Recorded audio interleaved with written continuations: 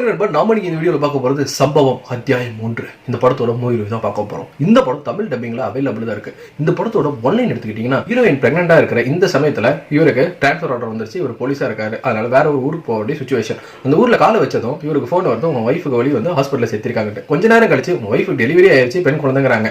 இந்த மாதிரி ஒரு சுச்சுவேஷன், ஒன்றும் குழந்தை முகத்தை பார்க்காத இவர் இப்படி ஒரு சுச்சுவேஷன்ல புதுசா ஒரு ஊருக்கு வந்திருக்காரு. அப்படிங்கும் போது அந்த ஊர்ல திடீர்னு ஒரு சம்பவம் ஏற்படுது. ஒரு போலீஸ்காரரு அடிபட்டு காட்டுக்குள்ள கிடக்கிறாரு. ரத்த வெள்ளம் வந்துட்டு பயங்கரமா ஒரு காலில் போயிட்டு இருக்குது. இந்த ஒரு சமயத்துல வாக்கி டாக்கி மூலியமா வந்துட்டு ஒரு போலீஸை தெரிவிச்சிட்டாரு, இந்த மாதிரி நான் வந்துட்டு காட்டுக்குள்ள ஒரு கோயில் பக்கத்துல வந்து ஒரு இடத்துல கிடக்கிறேன், என்னை எப்படியாச்சும் வந்து காப்பாத்துங்க அப்படிங்கிறாரு.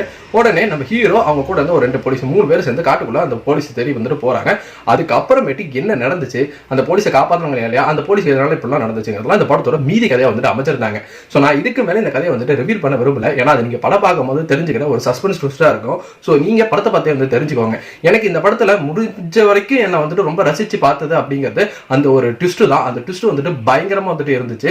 ஸோ நான் அந்த ட்விஸ்ட் வந்துட்டு எதிர்பார்க்கவே இல்லை. என்னடா இப்படி ஒரு சம்பவமா இருந்தது, அதுக்கப்புறம் பார்த்துங்க அப்படின்னா அதுக்கப்புறம் ஒரு சம்பவமா இருந்தது, அதை தொடர்ந்து அதுக்கடுத்தது ஒரு சம்பவமா இருந்தது. சார் டைட்டிலுக்கு ஏற்ற படமாலாம் இருக்கு.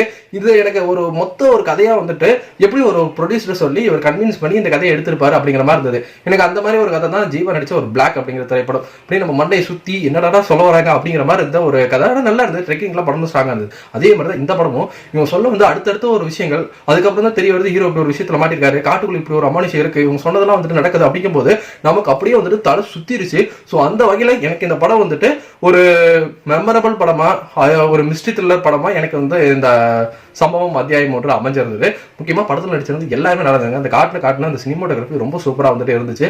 அட்லாஸ்ட் த்ரூ அவுட் கிளைமேக்ஸ் நல்லாவே எடுத்திருந்தாங்க. ஸோ படத்தை பொறுமையா நிதானமா வந்து உட்காந்து பார்க்கணும், அது ஒண்ணுதான். நீங்க இந்த படம் பார்த்தீங்கன்னா உங்களுக்கு எப்படி போச்சு நம்மளோட கமெண்ட் செக்ஷன்ல தட்டி